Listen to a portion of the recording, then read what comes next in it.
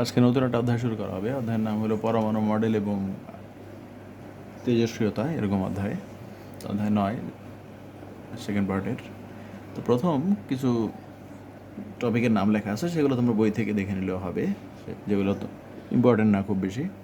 Thomson model মানে বিজ্ঞানীরা প্রথম পরমাণুর ভিতরে ইলেকট্রনগুলো কীভাবে আসে বা কয়টা করে আসে সেই সম্পর্কিত তারা বিভিন্ন মডেল দিয়েছিল। এটা তো কেমিস্ট্রিতে তোমরা হয়তো পড়ছো।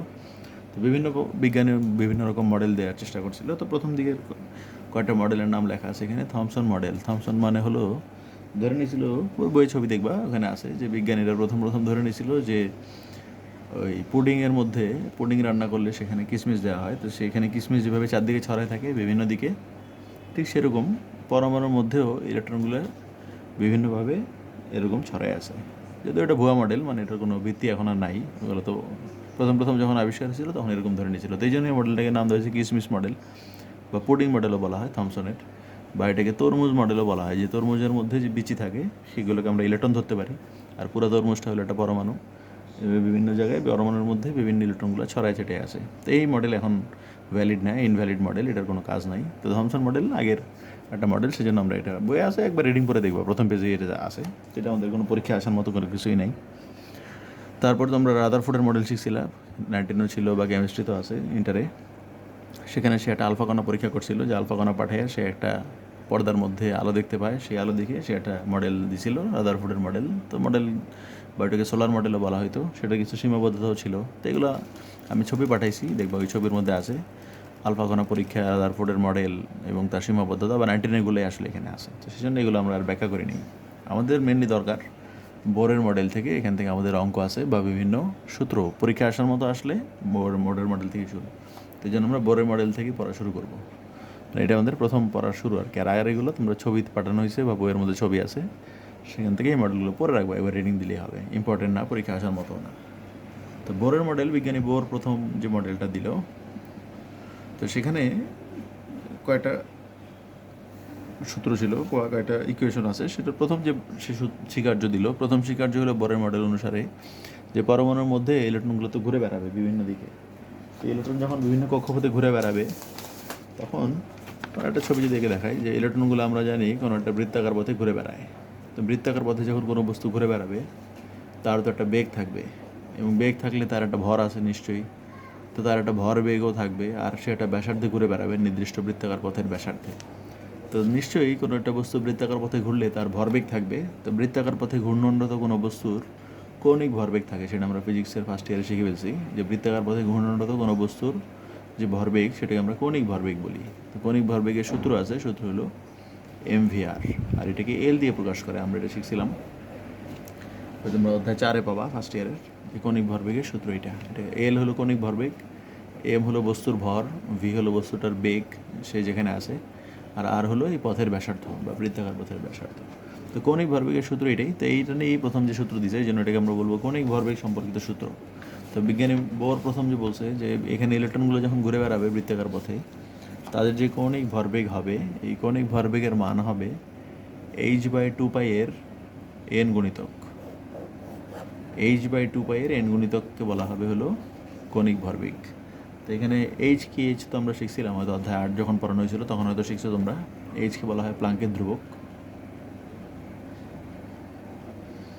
এটার মান মুখস্থ করতে হবে 6.63 × 10⁻34 জুল সেকেন্ড, একক সহ মুখস্থ করে নিবা। তারপর পায়ের মান তো আমাদের মুখস্থ আছে, তো এইটাই। আর এন এখানে কত, এন মানে 1 2 3, মানে যত নম্বর কক্ষপথে থাকবে সেখানে সেটা হলো 1 2 3। তো এই সূত্র, এটাকে বলা হয় কৌণিক ভরবেগ সম্পর্কিত সূত্র। তো বাংলায় যদি বলি, বইয়ে বাংলায় লেখা আছে, আমি এখানে শুধু সমীকরণটা লিখছি। সমীকরণ হলো কৌণিক ভরবেগের মান, এল এর মান, বা তোমরা এটাও লিখতে পারো, এল এর বদলে mvr লেখা যায়, mvr সমান nh/2π। এই কথা, এল এর সূত্র এটা।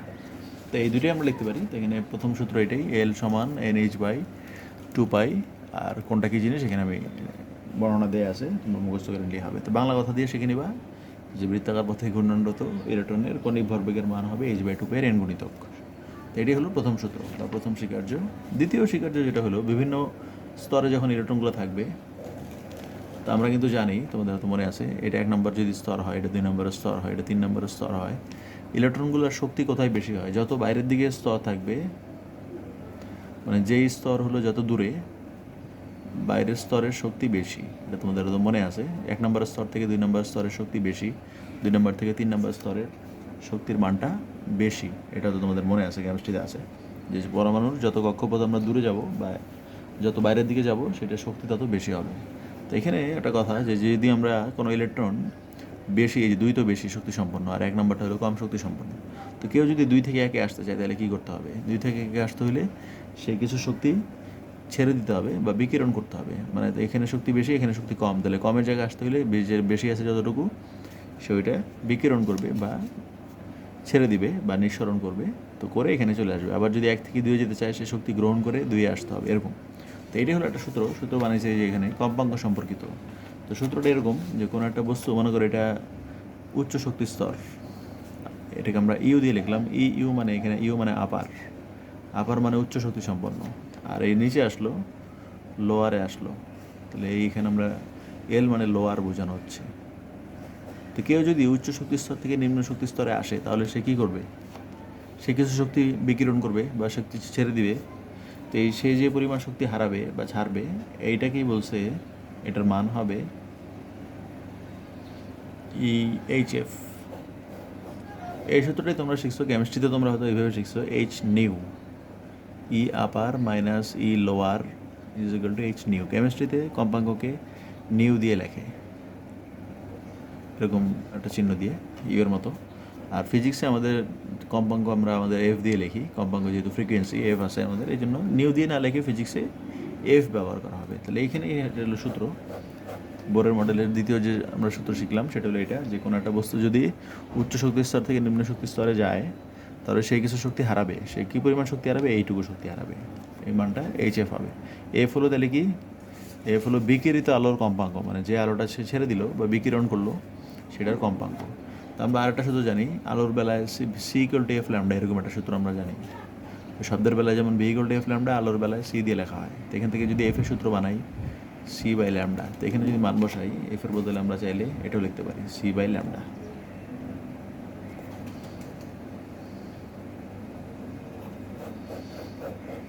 তো এইটাই আমাদের আইনস্টাইন এই বোরের মডেলের আরেকটা স্বীকার্য। এটা হলো সূত্র, বইয়ে বাংলায় লেখা আছে, কম্পাঙ্ক সম্পর্কিত স্বীকার্যটা কি? যে উচ্চ শক্তি স্তর থেকে নিম্ন শক্তি স্তরে গেলে সে কিছু শক্তি হারাবে বা বিকিরণ করবে। এই বিকিরণ কতটুকু করবে সেটা সূত্র হলো এটা, এই আপার মাইনাস ই লোয়ার সমান এইচ এফ। এফকে আমরা চাইলে সি বাই ল্যামডাও লিখতে পারি। তো এইটাও সূত্র অথবা এটাও সূত্র। তো এখানে কোনটা কী জিনিস লিখে দিছি, U upper, L lower, F হলো যে আলোটা আমরা ছেড়ে দিব বা যে আলোটা ছাড়বে বিকিরণ করবে সেটার কম্পাঙ্ক, সি হলো আলোর বেগ, মান মুখস্থ 3 × 10⁸ মিটার পার সেকেন্ড, ল্যামডা হলো বিকিরিত আলোর তরঙ্গ দৈর্ঘ্য, মানে যে আলোটা বিকিরণ করবে তার তরঙ্গ দৈর্ঘ্য। আর আমরা জানি তরঙ্গ দৈর্ঘ্যের একক হলো মিটারে, কিন্তু এই অধ্যায়ে তরঙ্গ দৈর্ঘ্যের এককগুলো অ্যাংস্টন এককে থাকবে। তো অ্যাংস্টন মানে হলো 10⁻⁻10 মিটার, এটা একটু মুখস্থ রাখতে হবে। মনে করে দিল অঙ্কে যে ল্যামডার মান হলো 5000 অ্যাংস্টন, তার মানে এটা হবে 5000 × 10⁻⁻10 মিটার। মানে এটা একটু মুখস্থ রাখতে হবে যে এখানে শক্তির তরঙ্গ দৈর্ঘ্যের মানটা অ্যাংস্টনে থাকলে মিটারে নিয়ে নিতে হবে 10⁻10 দিয়ে। তো এইটুকু হলো প্রথম যে আমাদের টপিক ছিল, যে বোরের মডেল এবং বোরের মডেলের যে সমীকরণগুলো এগুলো আমাদের অঙ্ক করার সময় কাজে লাগবে। তো এইটি শিখে নিতে হবে। তো আমাদের এরপরের যে টপিক সেটা হলো বোরের মডেল অনুসারে হাইড্রোজেন পরমাণুর ব্যাসার্ধ কত হবে।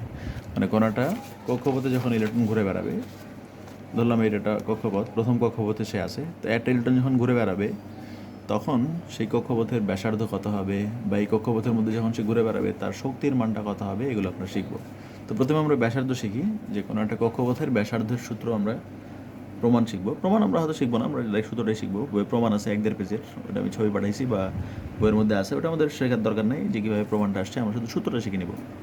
যে কোনো একটা ইলেকট্রন যখন একটা কক্ষপথে ঘুরে বেড়াবে তাহলে সেই কক্ষপথের ব্যাসার্ধের মানটা কত হবে। তো এটাই আমাদের প্রমাণ আমরা দেখাচ্ছি না, এটা হলো সূত্র। যে কোনো একটা ইলেকট্রন যখন বিভিন্ন কক্ষপথে ঘুরে বেড়াবে তো সেই কক্ষপথের ব্যাসার্ধের রাশিমালার সূত্র হলো এটা, Rn সমান n² h² a পাই, এরকম সূত্রটা। তো আমি এখানে ব্যাখ্যা দিচ্ছি কোনটা কী জিনিস।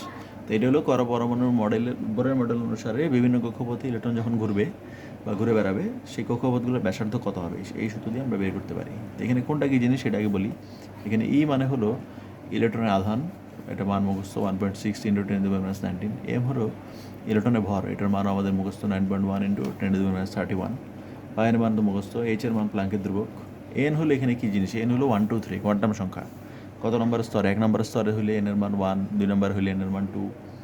আর এপসাইলন নট কী জিনিস, এটা আমরা আগে শিখছিলাম তৃতীয় অধ্যায়ে বা 19 ছিল। শূন্য মাধ্যমের ভেদনযোগ্যতা, এটাও ধ্রুবক, এটার মান মুখস্থ করতে হবে। আর এন কি, আর মানে ব্যাসার্ধ, আর এন মানে এনতম কক্ষপথের ব্যাসার্ধ। তোমার যদি প্রথম কক্ষপথের ব্যাসার্ধ দরকার হয় তাহলে এখানে লিখবা R1, দ্বিতীয় কক্ষপথের ব্যাসার্ধ হলে R2, তৃতীয় কক্ষপথের ব্যাসার্ধ হলে R3, এরকম আর কি।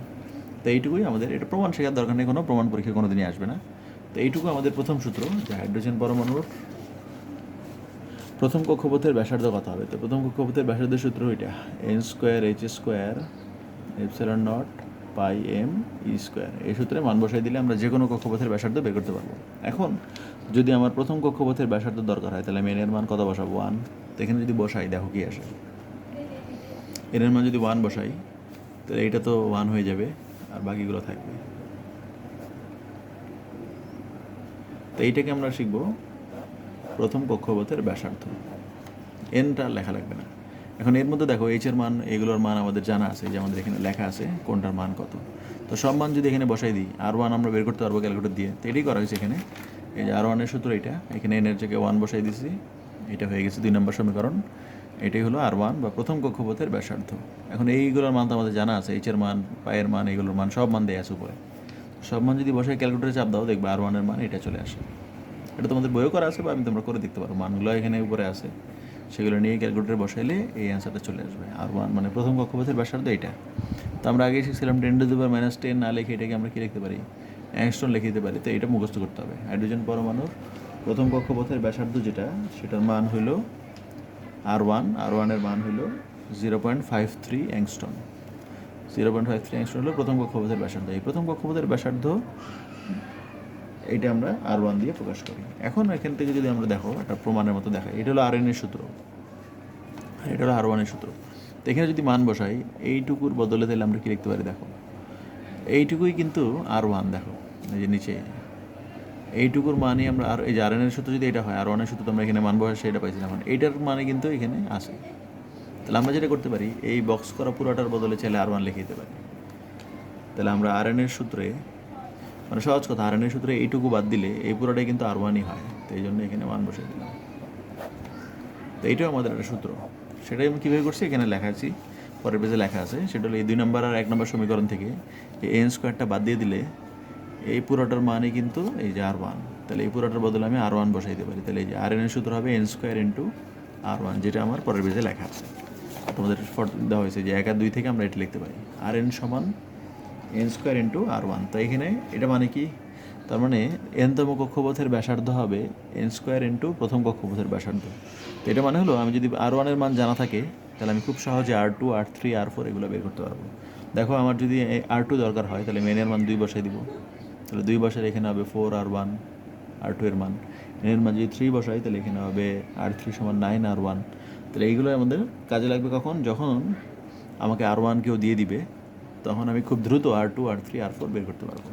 এখানে যেমন আমার অনেক কষ্ট করে সূত্র লিখে লিখে বের করতে হয়েছে, এখন ওটা লাগবে না। যদি R1 দিয়ে দেয়, আমি খুব দ্রুত R2, R3 এই সংক্ষেপে একটা সূত্র দিয়ে বের করে দিতে পারি। আর নাহলে এখানে বসাইতে হবে পুরোটাতে। তোমাকে যদি R2 বের করতে বলে, এইখানে যদি R2 বসাও তাহলে এখানে 2 বসাই বা মান পুরোটা বসাই ক্যালকুলেশন করতে হবে, এটাও করতে পারো। কিন্তু এটা হলো শর্টকাট। যদি কখনো R1 তোমাকে দিয়ে দেয়, যাতে তুমি খুব দ্রুত R2, R3 এগুলো বের করতে পারো, তার জন্য একটা সূত্র। তো এখন এখান থেকে আমরা একটা কথা শিখবো, যে আমরা যেটা পাইলাম R1 তাহলে দেয়া থাকলে R2 তাহলে কত হবে, এখানে এনের জায়গা হবে 2, তাহলে হবে 4R1, R3 হবে 9R1, এভাবে R4 হবে 16R1। তো এটার মানে হলো R1 এর মান তো আমাদের জানা আছে 0.53 অ্যাংস্ট্রম। তো R2 কত হবে, R2 হবে তাহলে 0.53 সাথে 4 গুণ হবে। তো 4 গুণ করলে হবে হলো 2.12 অ্যাংস্ট্রম। R3 এর মান হবে, এটাকে যদি 9 দিয়ে গুণ করা হয় 4.77 অ্যাংস্ট্রম। R4 এর মান হবে, এটাকে যদি 16 দিয়ে গুণ করা হয়, ক্যালকুলেটর দিয়ে করতেছি এরকম। তাহলে দেখো আমার যদি R1 জানা থাকে, আমি খুব সহজেই R2, R3, R4 এগুলো বের করতে পারি। তার মানে আমাদের এই ব্যাসার্ধগুলোর মান আমরা জানি কোনটা কত। R1 এত অ্যাংস্ট্রম, R2 এত, R3 এত, R4 এত। তো এখন এখান থেকে একটা বাংলা কথা আসে পরীক্ষায়, সেটা হলো এই যে আমরা ব্যাসার্ধগুলো পেলাম, প্রথম দ্বিতীয় তৃতীয় কক্ষপথের ব্যাসার্ধগুলো, এই ব্যাসার্ধগুলোর মান কিন্তু নির্দিষ্ট। দেখো প্রথমটার কক্ষপথের মান সারা জীবন কত হবে? 0.53 অ্যাংস্ট্রম। 2 নম্বরটার মান 2.12, 3 নম্বরটার মান 4.77, আর 4 নম্বরটার মান এটা, মানে এগুলো কিন্তু নির্দিষ্ট করা। পরমাণু কক্ষপথের যে ব্যাসার্ধগুলো আছে, এই ব্যাসার্ধগুলোর মান নির্দিষ্ট করা আছে। এখন কেউ যদি এসে বলে তার কাছে একটা পরমাণু আছে যার কক্ষপথের ব্যাসার্ধ হলো 1.9 অ্যাংস্ট্রম, কেউ একজন এসে বললো তার একটা কক্ষপথের ব্যাসার্ধ হলো 1.9 অ্যাংস্ট্রম, তাহলে এই কথাটা কিন্তু ভুল বা মিথ্যা। কারণ হলো প্রথম কক্ষপথের হলে 0.53 হইতো, এরপরে 2.12, এই 0.53 থেকে 2.12 এর মাঝখানে না এটা, তো এই 1.9 কারো হইতে পারবে না, কারণ আমরা তো জানি এগুলোর মান নির্দিষ্ট করা আছে। যেমন টাকার কথা যদি বলা হয়, আমরা জানি 5 টাকা, 10 টাকা, 20 টাকা, 50 টাকা, 100 টাকা এরকম নোট নির্দিষ্ট করা আছে। কেউ যদি এসে বলে তার কাছে 39 টাকার নোট আছে, তার মানে এই কথাটা কি ভুল, কারণ টাকার মানগুলো তো আমরা জানি নির্দিষ্ট করা আছে। ঠিক সেরকম এই ব্যাসার্ধর মানগুলো নির্দিষ্ট করা আছে। তো এই নির্দিষ্ট করা আছে দেখে এই মানগুলোকে বলা হয় কোয়ান্টায়িত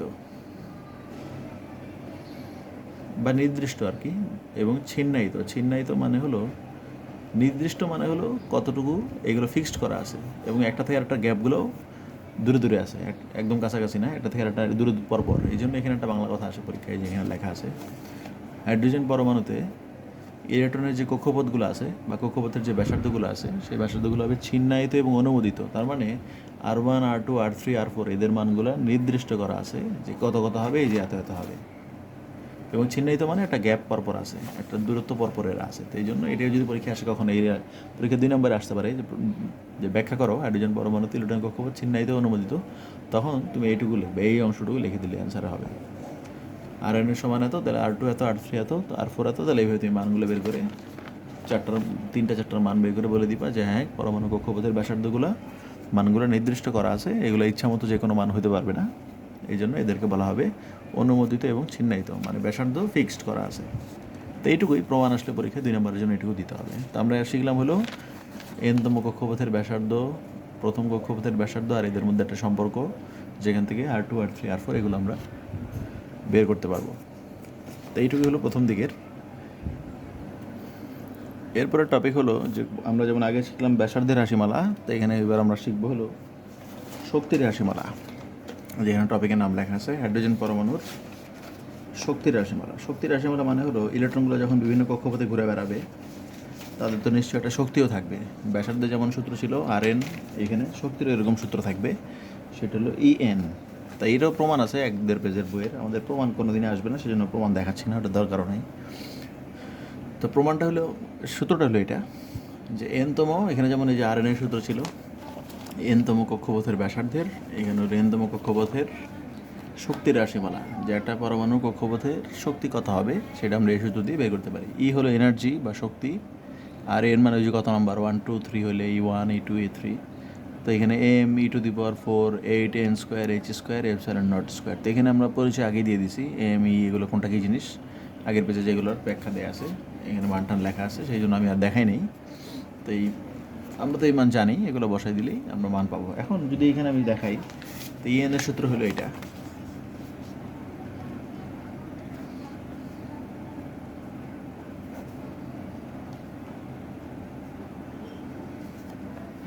তো আমার যদি এন এর মান 1 বসাই তাহলে কী হবে? এন এর মান যদি 1 বসাই, এটা তো আর লেখার দরকার নেই 1, তখন সূত্রটা হয়ে যাবে এটা। এটাই আমাদের প্রথম সূত্র, এটাকে বলা হবে প্রথম কক্ষপথের ব্যাসার্ধ। তারপর যদি E2 বের করতে হয়, এভাবে আমরা এখানে এন এর মান 2 বসাই দেবো এরকম। তো এইভাবে এখন এই মান তো আমাদের সব জানা আছে, এম e⁴ এর মান, এইচ এর মান, এপসাইলন নট এগুলোর মান সব আমাদের জানা আছে। এগুলো বসায় ক্যালকুলেটরে দিলে এটা অ্যান্সার চলে আসবে। অ্যান্সারটা হবে এটা -2.17 × 10⁻18 জুল, মানে অ্যান্সারটা চলে আসবে। শক্তির একক তো জুলে আছে। আর তোমাদের হয়তো মনে আছে শক্তির একক আমরা জুল ব্যবহার না করে আরেকটা একক ব্যবহার করি, ইলেকট্রন ভোল্ট একক। শক্তির আরেকটা একক আছে, সেটা হলো ইলেকট্রন ভোল্ট একক। 19 ছিল বা স্থিতির অধ্যায় তোমরা শিখছিলা। তো ইলেকট্রন ভোল্ট হলো, এটা একটু জানতে হবে, 1 ইলেকট্রন ভোল্ট সমান কত জুল, এইটা হলো সূত্র। 1 ইলেকট্রন ভোল্ট মানে হলো 1.6 × 10⁻19 জুল। ইলেকট্রন ভোল্ট থেকে জুলে নিতে হলে এটা দিয়ে গুণ করতে হবে, আর যদি জুল থেকে ইলেকট্রন ভোল্টে নিতে হয় এটাতে ভাগ করতে হবে। আমাদের অ্যান্সার এটি হলো প্রথম কক্ষপথের ব্যাসার্ধের মান, শক্তির মান। এইখানে এনের জায়গায় 1 বসাই দিছি, বসাইলে E1 একটা সূত্র হয়, এটা হলো প্রথম কক্ষপথের শক্তি, তার রাশিমালা। এখানে যদি মান টান বসানো অ্যান্সার এটা আসে, এটা মুখস্থ করতে পারো। তবে আমরা যেটা করবো, এটাকে জুলে নিয়ে নিব। জুল থেকে, এটা তো জুলে আসছে, এটাকে আমরা জুল থেকে ইলেকট্রন ভোল্টে নিতে চাই। ইলেকট্রন ভোল্টে নিতে হলে এটাকে ভাগ করতে হবে। জুল থেকে ইলেকট্রন ভোল্টে নিতে হলে 1.6 ইন্টু 10⁻19 দিয়ে ভাগ করে দিতে হবে। তো ভাগটা করলে অ্যান্সার চলে আসবে -13.6 ইলেকট্রন ভোল্ট। তো এইটাও আমরা মুখস্থ করবো অবজেক্টিভের জন্য, যে প্রথম কক্ষপথের শক্তির মানটা হলো -13.6 ইলেকট্রন ভোল্ট। তো এটা এখানে যে করা আছে আমি দেখাচ্ছি। EN এর সূত্র এটা, E1 এর সূত্র, EN এর মান 1 বসাই দিছি। তো এখানে মান টান ক্যালকুলেটরে বসালে এটা আসবে, এটা আমি আর বসাই দেখাই নাই, মানে বই থেকে অ্যান্সার লিখে দিছি। তো এটা পরে এটা দিয়ে ভাগ করে দিবা, তাহলে ইলেকট্রন ভোল্টে চলে আসবে, কারণ সাইড নোট দিয়ে দিয়েছি। তো এটাই মুখস্থ করতে হবে। তো এটাকে বলা হয় হাইড্রোজেন পরমাণু ভূমির শক্তি, মানে প্রথম কক্ষপথের শক্তিকে ভূমির শক্তি বলা হয়। মানে এটার শক্তির মান আমরা তো জানি, প্রথম কক্ষপথের শক্তি সবচেয়ে কম, তারপরে আরও বেশি, তারপর আরও বেশি। তাহলে এইভাবে বললে প্রথম কক্ষপথের শক্তি হলো সবচেয়ে কম, -13.6, এটা হলো E1। E2 এর মান কি আরও বড় হবে, E2 এর মান, E3 এগুলো আরও বড় হবে। তাই যত উপরে যাবা, শক্তি যত উপরে যাবে, তত বাড়বে। মানে এভাবে বলা হয়েছে এটা, যে প্রথম কক্ষপথের শক্তি সবচেয়ে কম, এই জন্য এটাকে বলা হয় ভূমি। আর দ্বিতীয় কক্ষপথ, তৃতীয় কক্ষপথ এগুলো এর চেয়ে তো অনেক বেশি উপরের দিকে, সেই জন্য এটা এইভাবে বলা হয়েছে যে হাইড্রোজেন পরমাণুর প্রথম কক্ষপথের রাশিমালাকে আমরা ভূমির শক্তি বলতে পারি। ভূমি মানে এটা শক্তিটা সবচেয়ে কম, এই জন্য এটা ভূমি। এরপর যত আছে উপরে যাওয়া, E1, তো এটা E2, E3 এদের মান আস্তে আস্তে আরও বাড়বে। তো এখন যে প্রমাণটা আমরা একটু দেখাবো সেটা হলো আগের মতো। দেখো, EN এর সূত্র এটা ছিল, আর E1 এর মান তো এটা। এখন এখানে আমি একটা কাজ করি, EN এর সূত্র যেটা আছে, দেখো এখানে এটাকে আরেকবার লিখবো। এটাকে আমি একটু যদি আলাদা করে লিখি,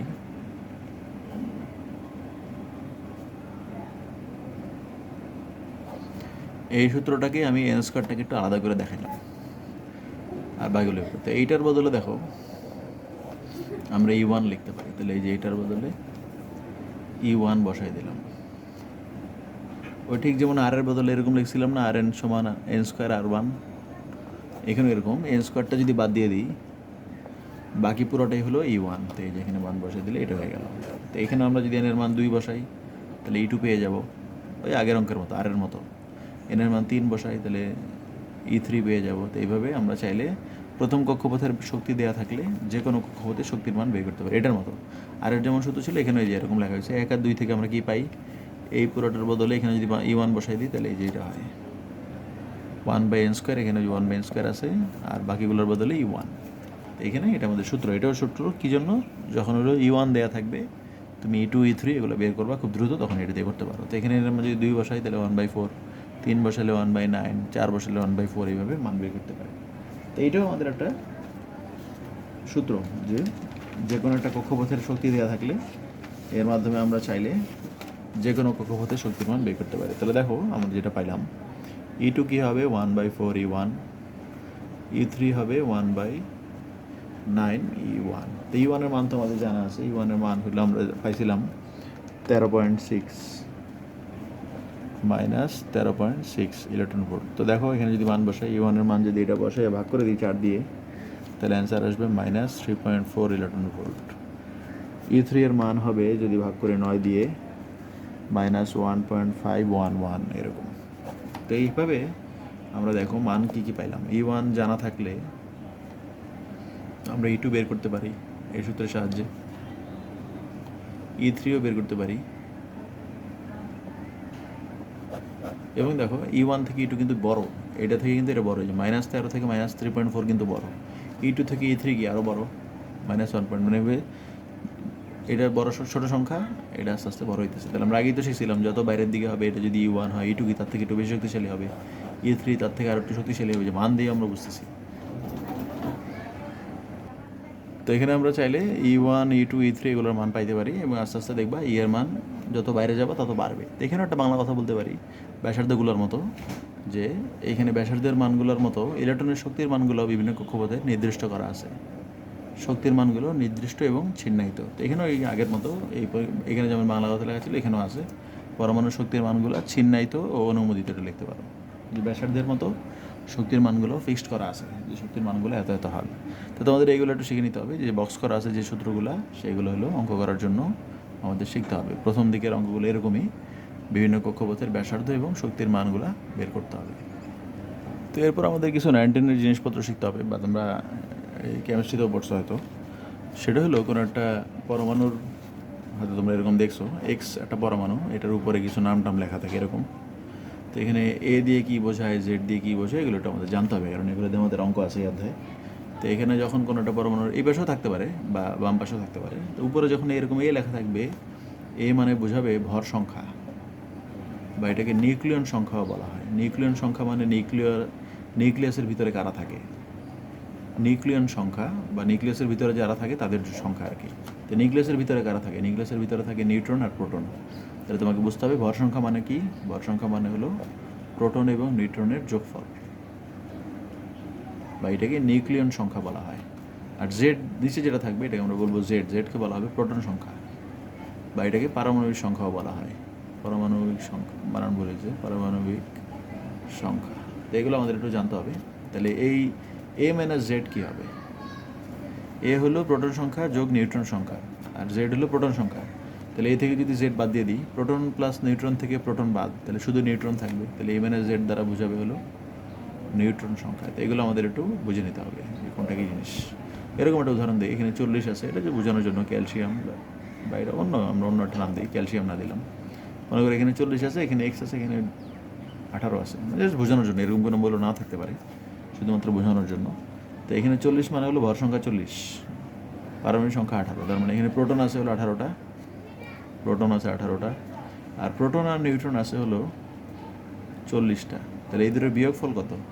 এই দুটোর বিয়োগফল হলো 22। এই 22টা হবে নিউট্রন সংখ্যা। এই যে এটা থেকে এটা বাদ দিয়ে দিলে যা হয় সেটা। তো এইভাবে একটু মনে রাখতে হবে যে কোনটা কী জিনিস। তো এই যে এখানে লেখা আছে কোনটা কী জিনিস, এ কী জিনিস, জেড কী জিনিস, এ মাইনাস জেড কী জিনিস, এগুলো লেখা আছে, তোমরা একটু মুখস্থ করে নিতে হবে। তো এরপর আমরা কিছু জিনিস আবার শিখবো, আইসোটোপ, আইসোটোন, আইসোবার, এগুলো কী জিনিস।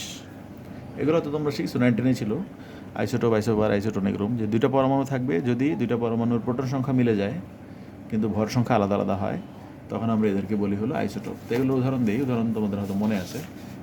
যেমন হাইড্রোজেনের বেলা আমরা শিখছিলাম এরকম, ওই 1 1, এখানে 1 3ও হয়, আমরা আর দেখালাম না, দুইটা দেখালাম। তো এখানে দেখো দুইটা হাইড্রোজেন পরমাণু নিলাম, তো এদের প্রোটন সংখ্যা কিন্তু সমান, কিন্তু এদের নিউট্রন সংখ্যা আলাদা। এটাতে নিউট্রন হলো 0, এটাতে নিউট্রন হলো 1টা।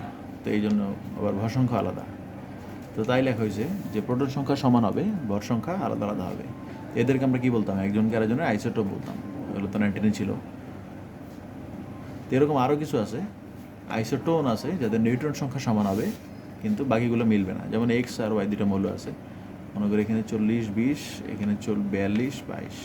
তো দেখো মৌল দুটো আলাদা, কিন্তু এখানে নিউট্রন সংখ্যা 20টা, যে বিয়োগফল 40 - 20, এখানেও নিউট্রন সংখ্যা 42 - 22 20টা হয়। তো নিউট্রন সংখ্যা সমান, কিন্তু বাকি আর কিছু কিন্তু সমান না। ভর সংখ্যাও মেলে নাই, প্রোটন সংখ্যাও মেলে নাই, শুধু নিউট্রন সংখ্যা সমান। এদেরকে বলা হবে পরস্পরের আইসোটোন। এই যে নিউট্রন সংখ্যা সমান হবে আর বাকি সব কিছু ভিন্ন হবে, মানে যেটা সমান শুধু ওটা লিখছি, আর বাকিগুলো তো ভিন্ন হবে। আইসোবার কাদেরকে বলা হবে? এদের ভর সংখ্যা সমান হবে, দুইটা মৌল, এদের ভর সংখ্যা মিলবে, মনে করো এক্স আর ওয়াই, কিন্তু বাকি আর কিছুই মিলবে না, প্রোটন সংখ্যাও মিলবে না, নিউট্রন সংখ্যাও মিলবে না। তো এই দুটাকে বলা হবে তখন পরস্পরের আইসোবার। যাদের ভর সংখ্যা মিলে গেছে কিন্তু আর কিছু মিলতেছে না, তখন এদেরকে বলা হবে পরস্পরের আইসোবার। তো এই তিনটাই আমাদের একটু শিখতে হবে, অবজেক্টিভের জন্য পরীক্ষা আসতে পারে। দুইটা মৌল দিয়ে দিবে, দিয়ে বলবে এরা কি আইসোটোপ না আইসোটোন না আইসোবার, এরকম আসতে পারে। তো একটু মনে রাখতে হবে, কীভাবে মনে রাখবে, সংজ্ঞাটা মনে রাখার নিয়ম টেকনিক আছে একটা। আইসোটোপ বানানো দেখো শেষে প আছে, এই প মানে প্রোটন সংখ্যা সমান হবে আর বাকি সব ভিন্ন। এখানে দেখো আইসোটোন বানানে ন আছে, ন আছে মানে নিউট্রন সমান আর বাকি সব ভিন্ন। আইসোবারে র আছে, র মানে ভর সংখ্যা সমান, বাকি সব ভিন্ন। মানে এভাবে মনে রাখবা, প মানে যেটা আছে শেষে যে ওই বর্ণটা আছে সেইগুলো সমান হবে আর বাকি সব ভিন্ন হবে। তাহলে প আছে মানে প্রোটন সমান, বাকি সব ভিন্ন। ন আছে নিউট্রন সমান, বাকি সব ভিন্ন। র আছে ভর সমান, বাকি সব ভিন্ন হবে। তো এইভাবে একটু মুখস্থ করে নিতে পারো এই কোনটা কী জিনিস। তারপর তোমাদের 9-10 হয়তো ছিল এক এএমইউ কাকে বলে, এটা তোমাদের হয়তো মনে নাও থাকতে পারে অনেকের। তোমরা এরকম একটা সংজ্ঞা শিখছিলা যে পারমাণবিক ভরের সংজ্ঞার কীভাবে বের করতে হয়, যে একটা কার্বন 12 পরমাণুর ভরের 12/1 দিয়ে ভাগ করা লাগতো। পারমাণবিক ভর আর আণবিক ভরের সংজ্ঞার মধ্যে এটা লেখা থাকতো। তো আমাদের এখানে একটু জানতে হবে, একটি কার্বন 12 পরমাণুর ভরের 12 যে 1 আছে, এই সংজ্ঞা আর কি পরীক্ষা এটা আসে, এক এমইউ কাকে বলে সংজ্ঞা দিলে বলতে হবে একটি কার্বন 12 পরমাণুর ভরের যে 12 ভাগের 1 অংশ তাকে বলা হয় 1 এমইউ।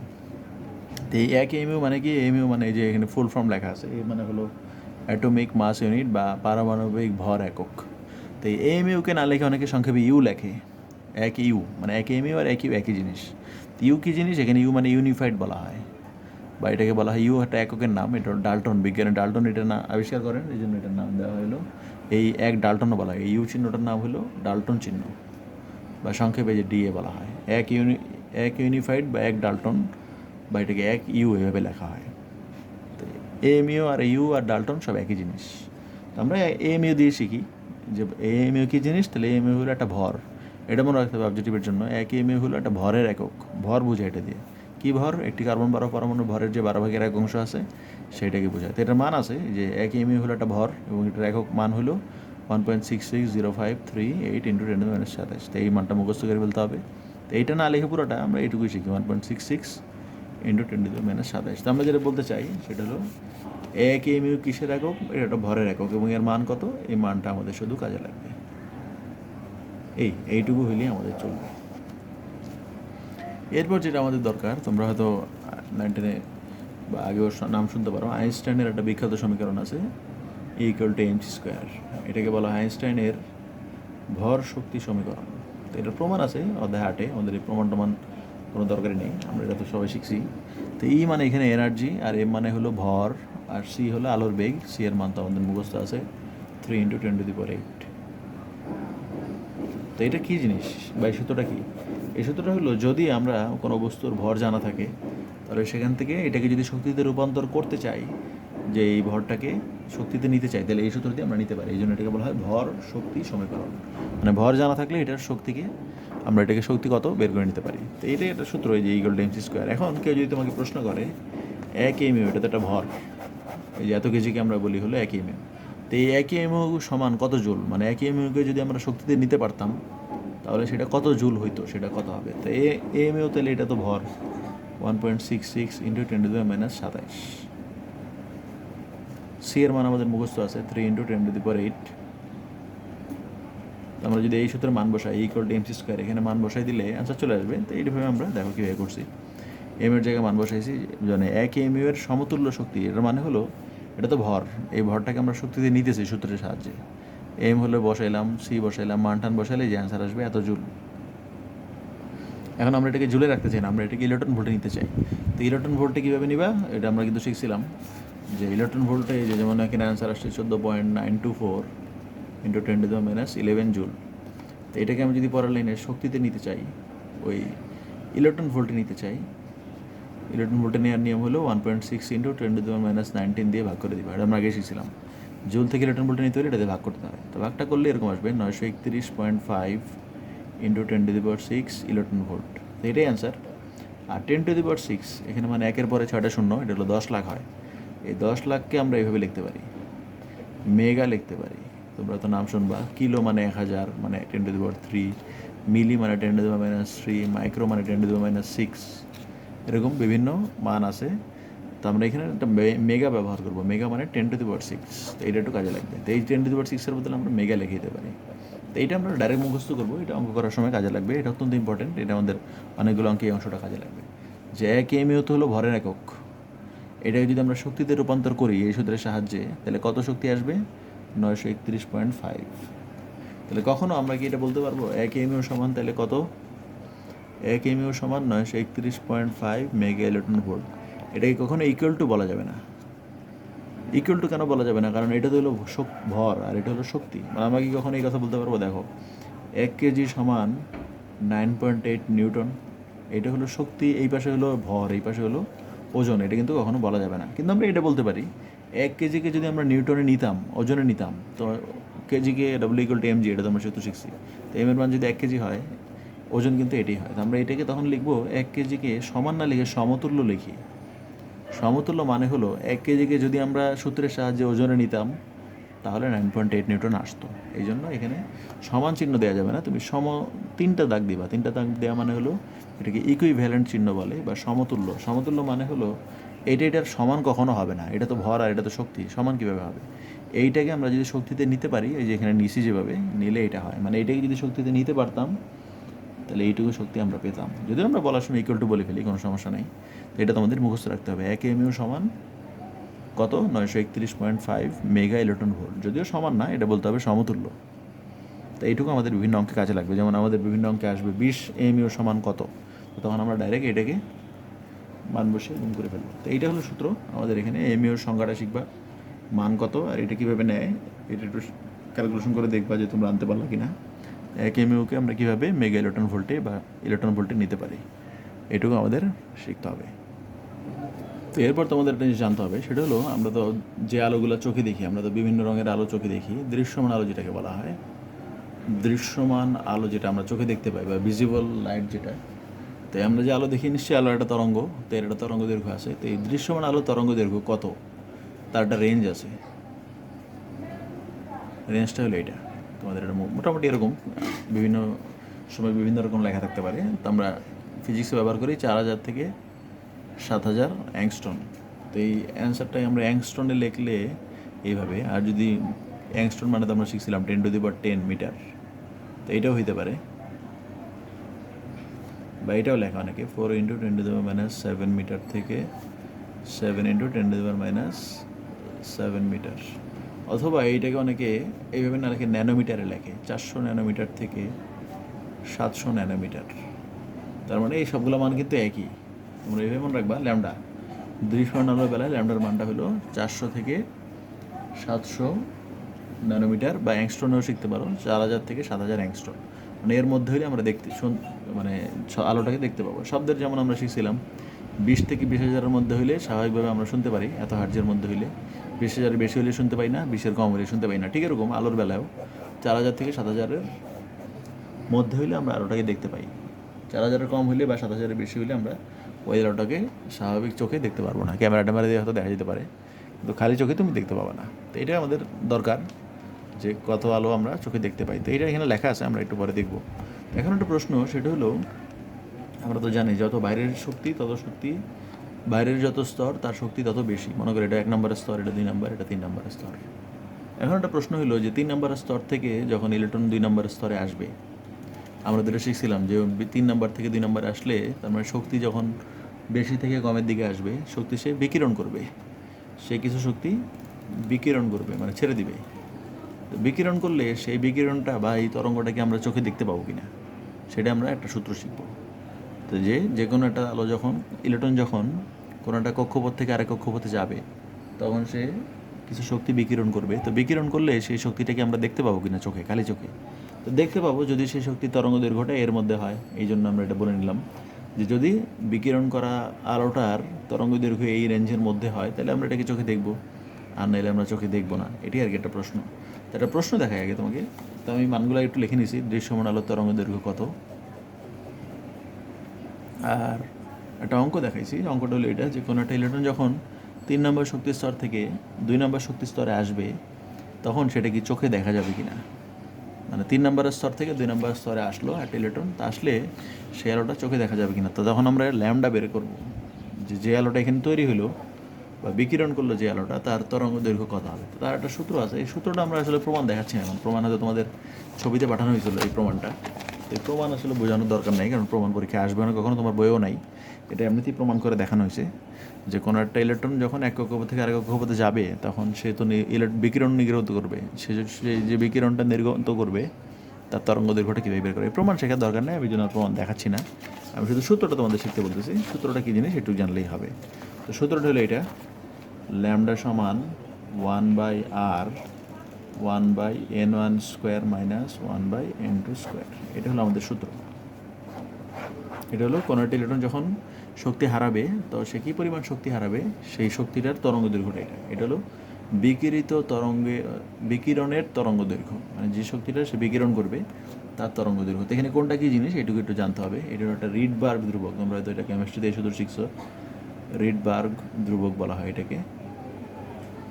এর মান আছে, এর মান হলো 1.097 × 10⁻7 মিটার ইনভার্স 1। এই রিডবার্গ ধ্রুবক, এটার মানটা মুখস্থ রাখতে হবে। আর এখানে n1 ইন্টু কী জিনিস, এখানে n1 ইন্টু মানে n1 হলো, এখানে 1 মানে প্রথম কক্ষপথ না, n1 মানে হলো নিম্ন কক্ষপথ, মানে যেই কক্ষপথের মানটা ছোট। আর N2 মানে হলো উচ্চ কক্ষপথ।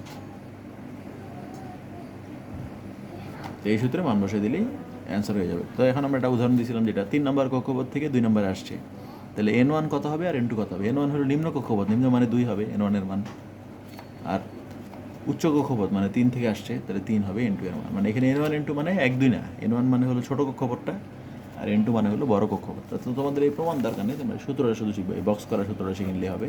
তো আমার যে অঙ্কটা আছে সেটা দেখো, যে একটা ইলেকট্রন 3 নাম্বার থেকে 2 নম্বরে আসছে, তাহলে N1 কত হবে?